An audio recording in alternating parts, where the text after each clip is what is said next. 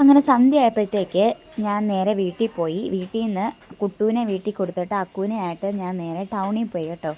ടൗണിൽ ആദ്യം പോലെ ധന സ്റ്റോഴ്സിലോട്ടാണ്. വീട്ടിലോട്ട് കുറച്ച് സാധനം മേടിക്കാനുണ്ടായിരുന്നു. അപ്പോൾ എനിക്ക് ഫേവറേറ്റ് ആയിട്ടുള്ള ഒരു ബ്രൗണീസും എടുത്തിട്ട് സാധനം മേടിച്ചിട്ട് നേരെ മീൻ മേടിക്കാൻ വേണ്ടി പോയേ. അങ്ങനെ മീൻ മേടിച്ചിട്ട് തിരിച്ച് വന്ന വഴിക്ക് ബേക്കറി കയറി ഒരു കേക്ക് മേടിച്ചു. കാര്യം ഇന്ന് അക്കുവിൻ്റെ പിറന്നാളാണ്.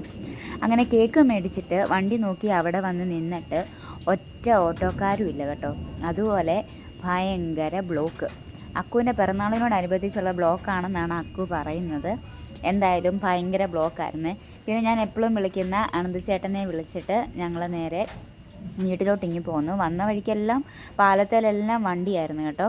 മഴയും ചെറിയ രീതിയിൽ പെയ്യുന്നുണ്ടായിരുന്നേ. അങ്ങനെ ഞങ്ങളെ അനന്തുചേട്ടൻ പള്ളിയുടെ അവിടെ കൊണ്ടുവിട്ടു. അങ്ങോട്ട് ഇറങ്ങിയപ്പോഴത്തേക്ക് നല്ല മഴ. പിന്നെ ആ മഴയെ നനഞ്ഞു ഓടിപ്പോയി വീട്ടിൽ. എന്നിട്ട് ഒരു 7 മണിയൊക്കെ ആയപ്പോൾ മേളിൽ കയറിപ്പോയി. അപ്പോൾ അവിടെ എല്ലാവരും ഉണ്ടായിരുന്നു. അപ്പോൾ അവിടെ വെച്ചാണ് ഞങ്ങൾ കേക്ക് മുറിച്ചത്. ഉപ്പാപ്പി ജസ്റ്റ് പ്രാർത്ഥിക്കുകയൊക്കെ ചെയ്തു. കേക്ക് കട്ട് ചെയ്യാൻ വേണ്ടിയിട്ട് അവളെ മെഴുകുതിരി അങ്ങോട്ട് ഊതിയതും കറണ്ടും പോയി.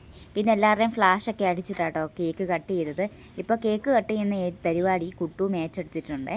അങ്ങനെ കേക്ക് കട്ടിങ് ഒക്കെ കഴിഞ്ഞിട്ട് ഞങ്ങളെല്ലാവരും കറണ്ട് വന്നപ്പോൾ TV ഒക്കെ കണ്ടുകൊണ്ടിരുന്നപ്പോൾ ഇത്രയായിരുന്നു വിശേഷങ്ങൾ. അപ്പോൾ tata bye bye, see U.